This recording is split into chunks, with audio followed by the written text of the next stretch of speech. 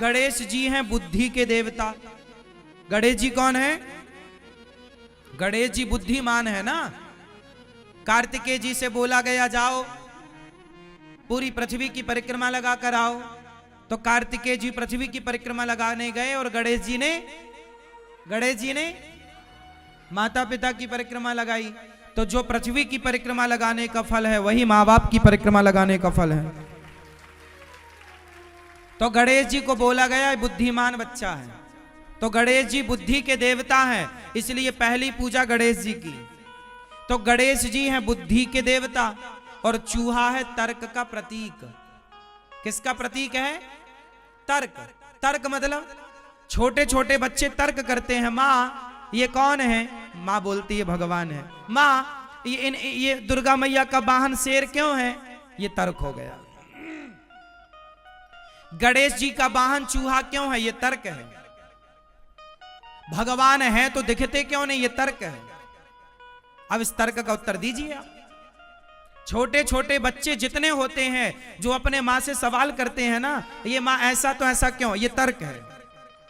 समझ में आई? ये क्या है? लो बच्चा तर्क कर रहा है। अब दूसरा तर्क करेंगे बच्चे कि शंकर ये गणेश जी चूहे पर क्यों बैठे हैं? ये तर्क है। अब इस तर्क को कैसे काटेंगे? तर्क को जहर से काटा जाता है, तर्क को तर्क से ही काटा जाएगा। ईश्वर तर्क का विषय नहीं है, लेकिन ईश्वर को जानने में तर्क सहयोगी है। ईश्वर को जानने में तर्क सहयोगी है। तर्क से ईश्वर को नहीं जाना जा सकता, पर तर्क सहयोगी है। तर्क को नकारा नहीं जा सकता। बिना तर्क के कोई भी कार्य नहीं होगा। हर निर्माण, हर आविष्कार के पीछे तर्क होता है। तो तर्क, चूहा कौन है? जोर से तर्क। और गणेश जी कौन है? बुद्धि। बुद्धिमान बच्चा जो होगा वही तर्क करेगा, मतलब बुद्धि तर्क पर सवार होती है। ये गणेश जी का चूहे पर सवार होने के पीछे का साइंस है। एक बात याद रखना, आपके गांव में 2 बच्चे हैं, आपके परिवार में 2 बच्चे, एक बच्चा है जो बहुत सारे सवाल करता है आपसे, बहुत जिज्ञासु है, और दूसरा भौंदू लाल, कुछ नहीं पूछता, मिला तो खाया पिया बाकी पड़ा है। अब बताइए इनमें से बुद्धिमान कौन बनेगा? कौन आगे जाएगा? जिसके अंदर जिज्ञासा है, जानने की जिज्ञासा। जानने की जिज्ञासा इसलिए तो पूछ रहा है ना। ऐसे ही बच्चे बहुत सारे सवाल माँ बाप से करते हैं, पर माँ बाप को सवाल का उत्तर आता नहीं है, तो बच्चे को एक थप्पड़ मार के चुप बैठ, इतना पूछता है। आपने बच्चे को थप्पड़ मार के चुप करा दिया, मतलब आपने बच्चे का भविष्य जो उसकी बुद्धि विकसित हो रही थी उसमें आपने हाथ रख दिया है, रोक दिया, वहीं फुल स्टॉप कर दिया। गलत किया आपने। बच्चे की जिज्ञासा अच्छी है, हर प्रश्न का उत्तर दो। बच्चे जितने सवाल करते हैं वो उतना अच्छा है, और तुमसे उत्तर ना देते आवे तो लेके आना। ये दास अनिरुद्ध बैठा है आपके बच्चों की सेवा करने के लिए। चूहा मतलब ये वाला चूहा नहीं, चूहा तर्क का प्रतीक है। बात समझ में आ रही है कि नहीं? और जिज्ञासु बनो, जिज्ञासु बनोगे तो अपने धर्म को जानोगे, वरना बुद्धू रहोगे। बुद्धू, कोई भी तुम्हें बुद्धू बनाएगा, कोई भी तुम्हारे धर्म पर प्रश्न चिन्ह खड़ा करेगा। जिज्ञासु बनो, जानो। और सुनो, जानने की कोई उम्र नहीं होती कि तुम 40 साल के हो गए अब क्या पढ़े महाराज, अब क्या। अरे सब मरते दम तक जानने की इच्छा रहेगी। सुना होगा ना, सीखना बंद तो जीतना बंद। जो सीखेगा वो जीतेगा, इसलिए सीखते रहो। ज्ञान तो अपार है, अथाह है, कोई सीमा नहीं। समझ में आई मेरी मां? हर चीज का कारण है। बताओ शंकर जी पर कौन सा जल चढ़ाना चाहिए? मैया बताओ मेरी मां।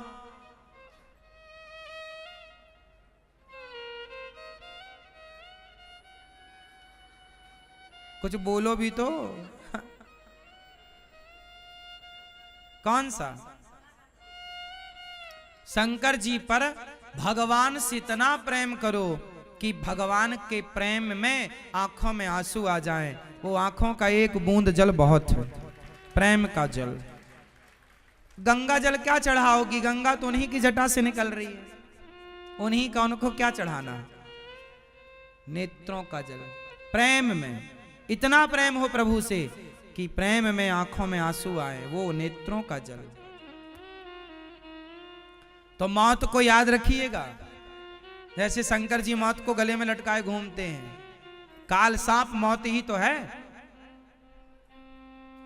आपको रास्ते में सांप दिख जाए तो आपको ऐसा लगता है मौत आ गई, तुरंत भाग जाते हैं। तो मौत मृत्यु का ही सूचक है सांप। इसलिए शंकर जी गले में लटकाए हैं कि भाई लोग याद रखना, तुम जितना भी गलत काम कर रहे हो इसलिए कर रहे हो क्योंकि तुम भूल गए हो कि तुम्हें मरना भी है। तुम तो ऐसे काम कर रहे हो जैसे तुम्हें कभी मरना ही ना पड़े। काम करो, पैसे कमाओ, पर ये याद रखो कि मरना है, और मरना है ये याद रखोगे तो आप सही रास्ते पर चलोगे। इसलिए शंकर जी, अच्छा शंकर जी का वाहन क्या है? बैल। शंकर जी बैल में क्यों बैठे हैं? नंदी में। शंकर जी का वाहन है नंदी, और नंदी है धर्म का प्रतीक। नंदी किसका प्रतीक है?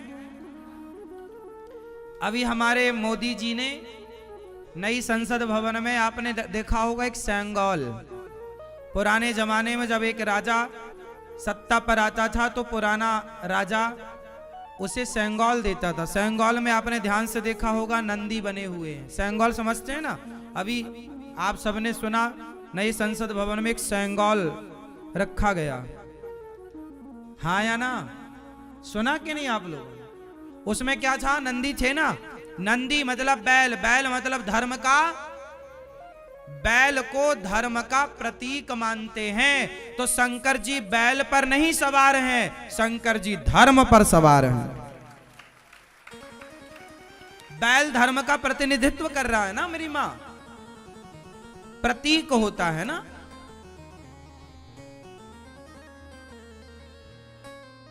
ये देखो, ये सेंगोल टीवी पर देखो, ये देखो नंदी है, ये सेंगोल है, और ये नंदी बैठे हैं ऊपर। ये तब दिया एक राजा दूसरे राजा को ये देता था जब वो राजा महाराजा बनता था। तो ये मतलब ये था, ये दंड है, इस दंड में बैल है। बैल मतलब धर्म, मतलब भाई तुम समाज को दंडित करना पर धर्म को देख कर करना। जो धर्म है उस रास्ते पर चलना। कहीं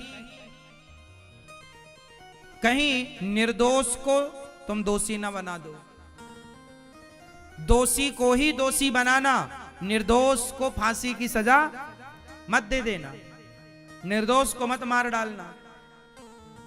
इसलिए दंड, राजदंड बोलते हैं इसे। उसमें बैल है, शंकर जी का वाहन भी बैल। बैल नहीं है ये, शंकर जी के नंदी को बैल समझने की भूल ना करना। नंदी मतलब बैल होता है, चाहे नंदी का हो चाहे बैल का हो, ना बैल ना नंदी। शंकर जी बैल पर नहीं, किस पर सवार हैं? जोर से, क्योंकि बैल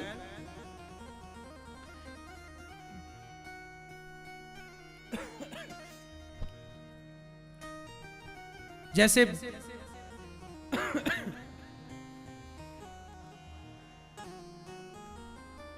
जैसे धर्म के 4 चरण होते हैं, बैल के कितने पांव होते हैं? धर्म के चरण कितने हैं? कौन कौन से? सत्य, दोहराओ, सत्य, दया, दान, तप। सत्य, दया, दान, तप मतलब आपके अंदर सत्य भी हो, दया भी हो, दान की भावना हो और तपस्वी हो। ये चारों जब आपके अंदर होंगे तब आप धार्मिक कहलाएंगे, तब है आपके अंदर धर्म। यह है धर्म की परिभाषा। 4 चीजें होनी चाहिए आप, इसलिए नंदी के पांव 4, तो धर्म के चरण 4। और शंकर जी बैठे हैं धर्म के ऊपर, मतलब शंकर जी के अंदर क्या है? सत्य है, दया है, दान है, और तपस्वी शंकर जी से बड़ा कौन होगा? शंकर जी के अंदर ये चारों लक्षण हैं, इसलिए शंकर जी धर्म की प्रतिमूर्ति हैं, इसलिए धर्म पर सवार हैं शंकर जी। और आपको भी मैसेज दे रहे हैं कि भाई तुम भी धर्म पर चलो। जल चढ़ाने से ही काम ना बनेगा, धर्म के रास्ते पर चलना पड़ेगा। रावण तो खूब जल चढ़ाता था, लेकिन गुरु जी की एक नहीं मानता था। हनुमान जी कौन है? साक्षात शंकर जी। गए तो थे समझाने, कहां रावण माना। तुम गुरु जी की बिल्कुल ना मानो और गुरु जी को खूब मानो तो काम न बनेगा साहब।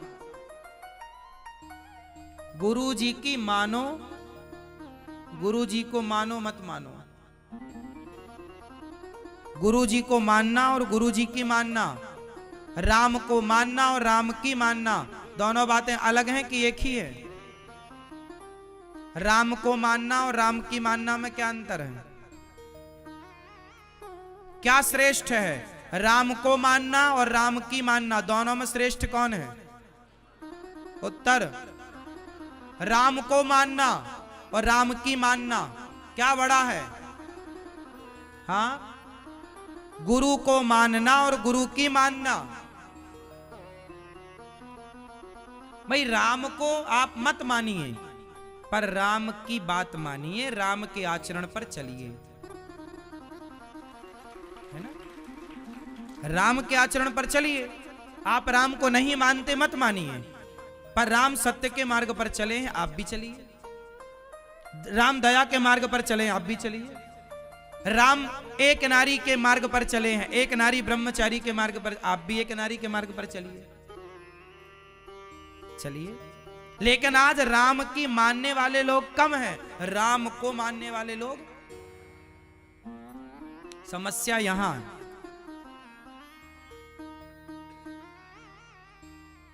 शंकर जी के मंदिर तो हर घर में मिल जाएंगे आपको, पर शंकर जी से सीख कौन ले रहा है? तो मंदिर बनाने से कैसे काम होगा मेरी मां? पूजा का मतलब माला ही जपना नहीं है। तुमने पूजा का अर्थ गलत कर लिया, माला जपने को पूजा मान लिया। अरे धर्म के रास्ते पर चलने का नाम पूजा है। धर्म के रास्ते पर चलो, सत्य के राह पर चलो, दया के राह पर चलो। अब तुम दया के सत्य के राह पर ना चलो और माला ही जपते रहो। माला भी जपना सही है, जपो, लेकिन धर्म और सत्य के राह पर चलते हुए जपोगे तो उस जप का फल कई गुना मिलेगा बढ़कर।